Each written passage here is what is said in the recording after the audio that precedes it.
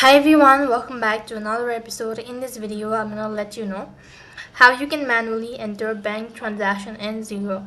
So in order to manually enter the bank transaction in Xero, you just have to follow the steps. First of all, go and log in into your account, and from the dashboard page, go and select your bank or credit card.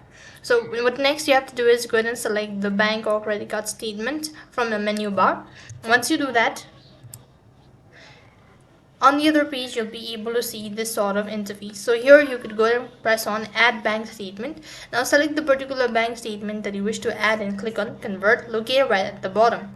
Once you've done that, you'll be able to see this sort of interface on this page. So if you're sure about it, move on to the next step by tapping on a continue button.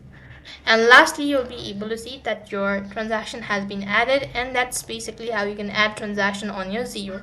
That's all for this video. I hope the video was helpful. Make sure to like, share and subscribe to our channel. Thank you for watching. See you in the next video.